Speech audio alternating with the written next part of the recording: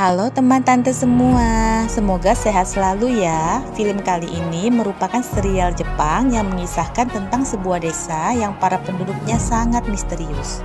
Daigo, seorang petugas polisi yang baru dipindah tugaskan ke desa itu, menemukan banyak hal-hal aneh yang mengarah ke kanibalisme. Yuk kita saksikan bersama apakah Daigo mampu membuka tabir misteri di desa itu. Dan sebelumnya jangan lupa di subscribe dan di like ya videonya. Terima kasih. Di awal cerita, tampak polisi bernama Kano sedang menggedor pintu rumah perkampungan warga sambil berteriak menyuruh mereka semua keluar dan mengaku kalau mereka adalah kanibal yang memakan daging manusia. Namun mereka semua tidak mau keluar meskipun diancam pistol. Kano akhirnya menemukan apa yang dicarinya. Namun tiba-tiba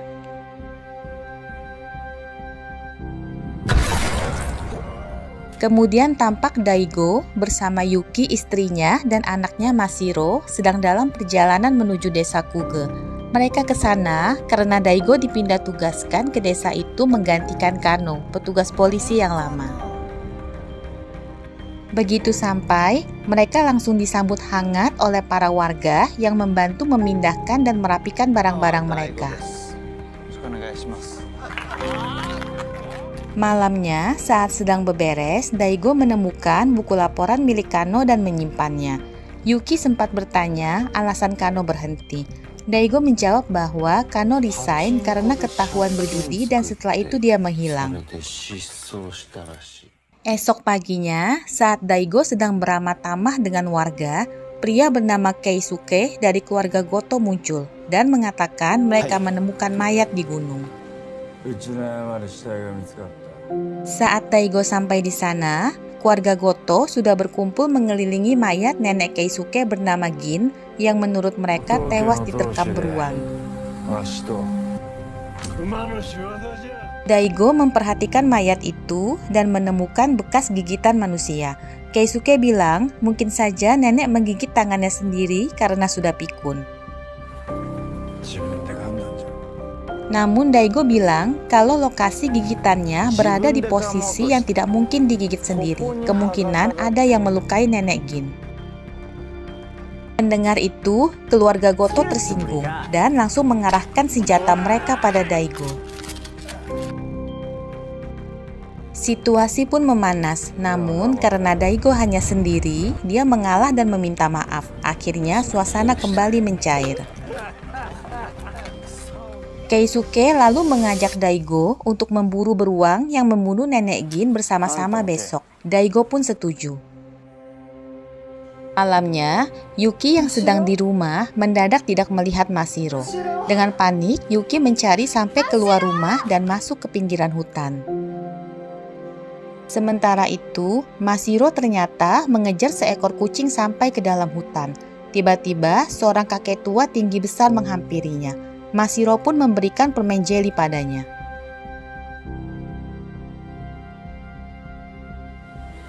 Yuki terus memanggil Mashiro dan akhirnya menemukannya sendirian di pinggiran hutan. Saat Daigo pulang, Yuki memberitahunya bahwa Mashiro keluyuran lagi. Untung saja dia berhasil menemukannya. Daigo menghampiri Mashiro yang baru saja akan tidur dan Mashiro memberikan sebuah kotak permen pada Daigo. Daigo membuka kotak itu dan terkejut melihat potongan jari manusia di dalamnya. Dia bertanya di mana Mashiro menemukan jari itu. Namun seperti biasa Mashiro tidak menjawab. Keesokannya, Daigo bersama keluarga Goto pun melakukan perburuan beruang. Mereka menemukan tumpukan kotoran beruang dengan uban manusia di dalamnya dan juga jejak kaki beruang. Keisuke menyuruh Daigo pergi menunggu di tepi jurang bersama adiknya Iwao, sementara dia akan mengejar beruang itu. Mendadak, seekor beruang besar menyerang Daigo.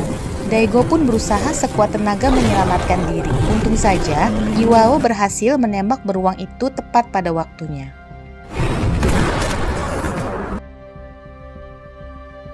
Mereka segera mengeluarkan isi perut si beruang dan menemukan potongan kacamata milik nenek Gin. Sesudahnya, mereka masing-masing memakan sepotong daging beruang itu mentah-mentah. Keisuke memberikan sepotong pada Daigo dan berkata bahwa dengan memakan daging itu, Nenek Gin akan hidup dalam darah dan daging mereka. Itu adalah kepercayaan di desa itu. Dengan terpaksa, Daigo mengunyahnya, dan ketika Keisuke meleng, Daigo meludahkan sebagian daging itu ke seekor anjing di dekatnya. Saat dalam perjalanan pulang bersama Yuki yang menjemputnya, Daigo mendapat telepon dari Dr. Nakamura, petugas lab forensik, yang bilang kalau jari yang dikirim Daigo bukanlah jari milik Nenek Gin. Esok paginya, Daigo dan Yuki mengantarkan Mashiro ke sekolah baru dan teman-temannya yang tentu saja menyambut dengan hangat. Sementara hari itu, prosesi pemakaman Nenek Gin sedang dilaksanakan. Namun di tengah jalan, Keisuke heran mengapa jumlah yang mengantar kelebihan 1 orang dan menyuruh mereka semua melepaskan penutup wajah. Ternyata seorang gadis bernama Sumire menyusup di situ. Dia adalah anaknya Kano, polisi yang sebelumnya menghilang. Sumire bertanya di mana ayahnya. Namun Keisuke mendorong dan Mutsuo ikut mengancamnya. Daigo muncul sambil bertanya ada apa, dan Sumire langsung menendang keranda Nenek Gin yang ternyata kosong. Melihat itu, Sumire langsung berkata kalau dia sudah tahu keranda itu pasti kosong, karena mayat Nenek Gin sudah dimakan oleh mereka, karena mereka semua adalah kanibal. Mendengar itu, Mutsuo semakin marah dan mengancam Sumire. Mendadak, kakek tua tinggi besar yang ditemui Mashiro waktu itu menjambak rambut Mutsuo dan menariknya hingga tercabut sebagian. Rupanya kakek itu juga anggota keluarga Goto. Dia mendekati Sumire, namun Keisuke menahan kakek itu dan segera menyuruh Daigo membawa Sumire pergi.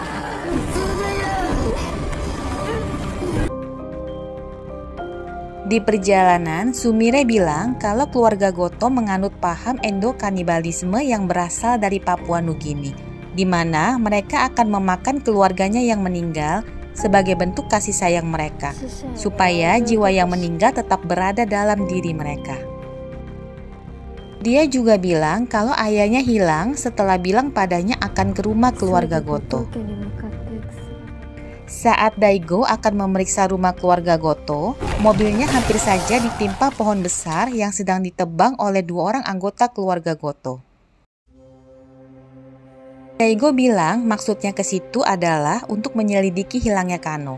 Namun, salah satu dari mereka memperlihatkan rekaman saat Kano mengamuk di depan permukiman mereka dan bilang kalau Kano sudah tidak waras.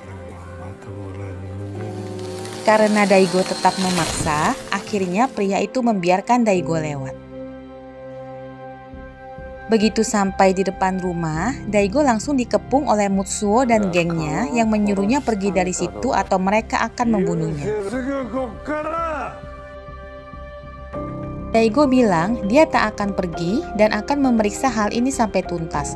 Mutsuo pun langsung menodongkan senapan dan menembak Daigo. Untung saja Daigo bisa berkelit dan merampas senjata Mutsuo. Suasana semakin tegang, lalu Mutsuo menyodorkan mulutnya ke ujung senapan yang dipegang Daigo sambil berkata kalau dia tahu alasan Daigo dipindah ke desa itu, karena dia telah membunuh seseorang. Belum sempat Mutsuo selesai bicara, Daigo memukulnya dan baku hantam pun terjadi.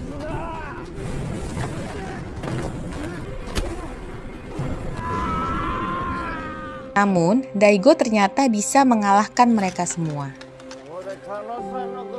Seseorang dari mereka berkata kalau pria itu tak akan melepaskan Daigo karena telah menyakiti anggota keluarga Goto, serta hukum negara tidak berlaku di desa itu. Daigo dan keluarganya akan merasakan akibatnya. Karena kesal, Daigo pun memukulnya dengan gagang senapan. Sementara itu, Yuki dan Mashiro yang baru saja pulang kaget melihat Keisuke dan beberapa anggota keluarga Goto ada di situ dengan membawa senapan. Kembali ke Daigo yang ternyata sudah mendapat kabar bahwa jari yang dikirimkan ke forensik ternyata adalah jari Kano. Pada saat akan menggiring keluarga Goto yang ditangkapnya, beberapa lansia keluar dan memohon padanya untuk tidak membawa mereka, karena urusan keluarga Goto harus diselesaikan oleh pria itu. Daigo pun bertanya siapa yang mereka sebut pria itu, dan Daigo akhirnya diseret pergi oleh pria itu. Scene pun flashback saat Mashiro membacakan tugas mengarangnya di depan kelas. Mashiro bilang meskipun semua orang memuji bahwa ayahnya adalah polisi hebat, namun Mashiro tidak menyukai cara ayahnya yang kasar pada penjahat.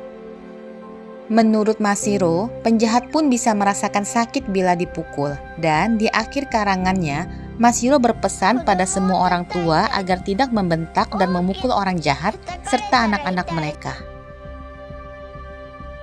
Pulang sekolah, Daigo dan Yuki menemani Mashiro bermain di taman. Saat itu, seorang pria bernama Tsubasa lewat dan memandangi Mashiro.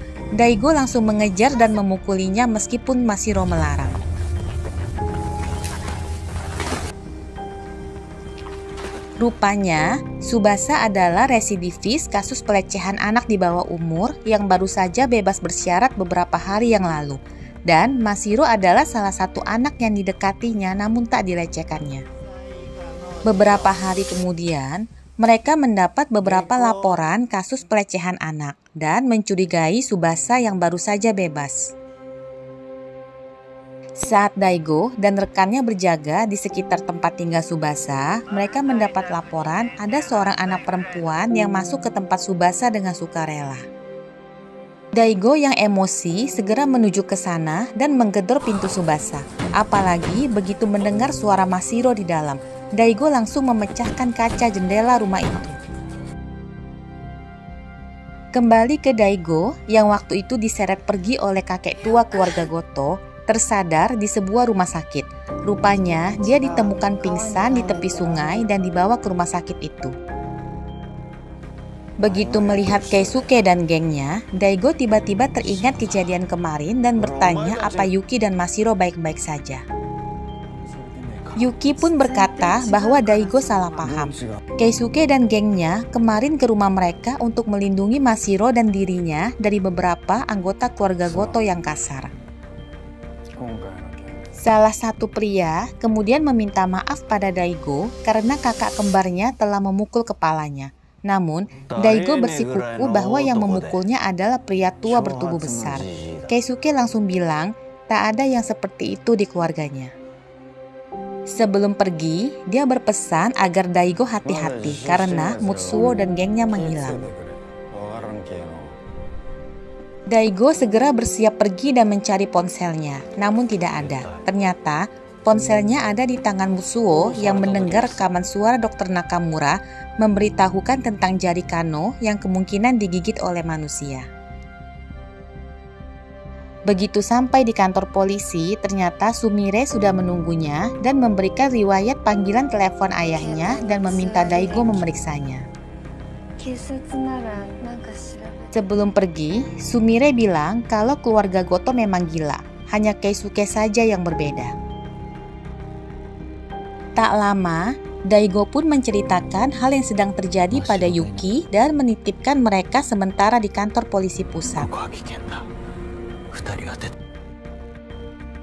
Di sana, Daigo bertemu dengan atasannya dan memberitahu dugaannya bahwa Kano kemungkinan ditangkap atau dibunuh oleh keluarga Goto. Namun, atasannya bilang jika tidak ada bukti jangan mengganggu keluarga Goto karena dia lahir di desa itu dan tahu seperti apa keluarga Goto.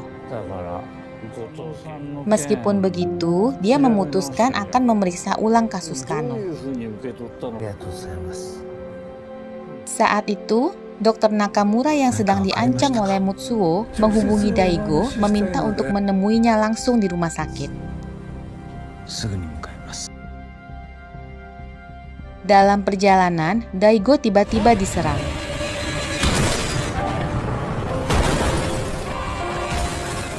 Scene pun flashback kembali saat Daigo mendobrak masuk tempat Tsubasa. Begitu melihat Tsubasa sedang memegang tangan Mashiro, Daigo langsung memukulinya tanpa ampun. Rekannya berusaha menahan, bahkan Mashiro melindungi Tsubasa dengan mengatakan kalau harus ada yang baik padanya supaya dia tidak menjadi semakin jahat. Tiba-tiba Tsubasa mengambil cutter lalu menyandera Mashiro sambil berkata Mashiro adalah miliknya dan akan membawa Mashiro mati bersamanya. Tepat pada saat dia akan mengiris leher Mashiro, Daigo menembaknya. Kembali ke Daigo yang terus ditembaki oleh Mutsuo dan teman-temannya. Daigo melawan dan berhasil melumpuhkan teman Mutsuo lalu menabrak Mutsuo dengan mobilnya. Mutsuo berusaha meraih senapannya, namun Daigo menendang dan memukulinya hingga babak belur.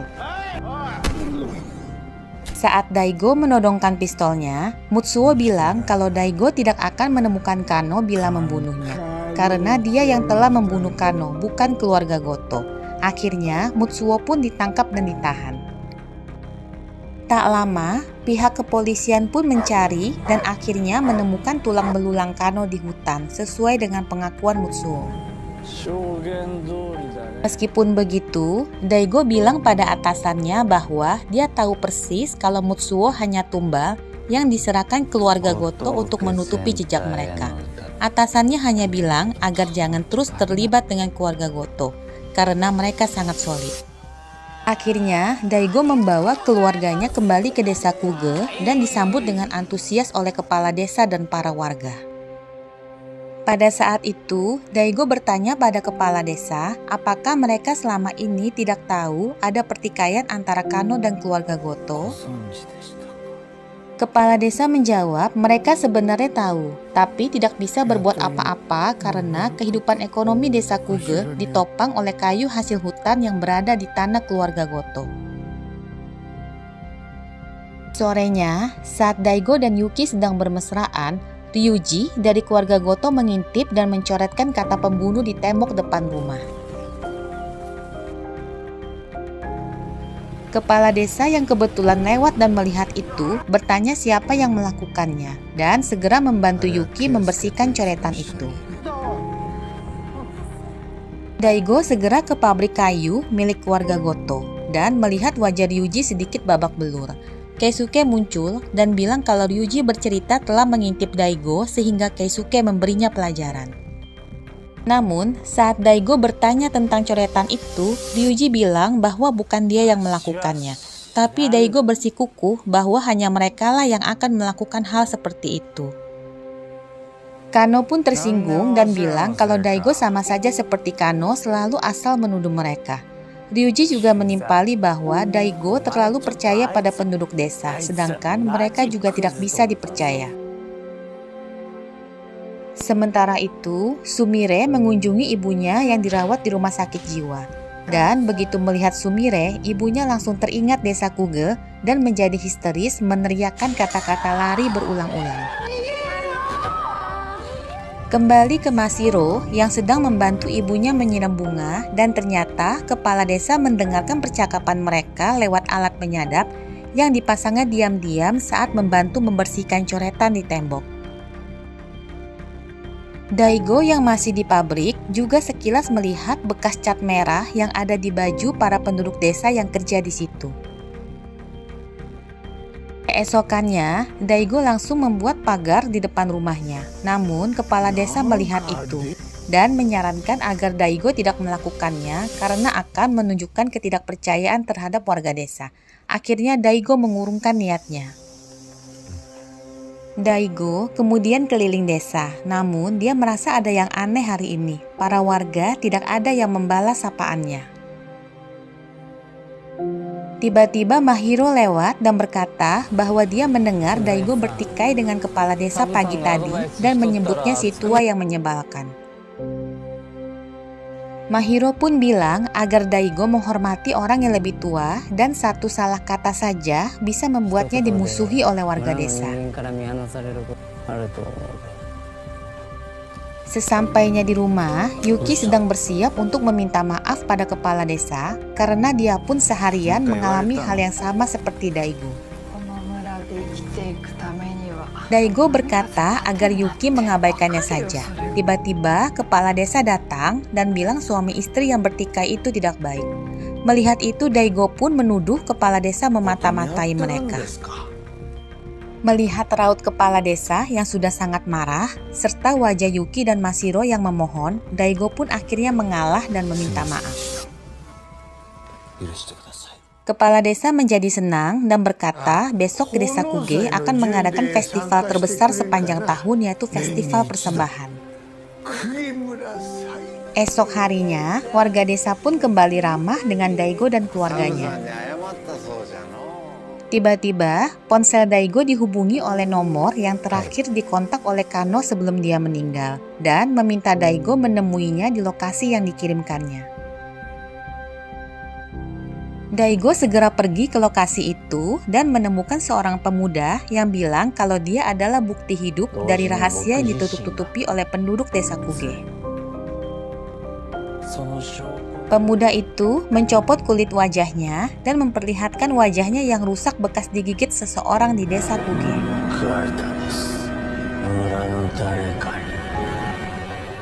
Demikianlah part 1 dari film seri Ganibal ini teman tante. Sisa 3 episode lagi akan tante lanjutkan di part yang kedua ya. Seperti biasa, buat yang belum subscribe, jangan lupa di subscribe dan di like juga videonya. Terima kasih dan sampai jumpa.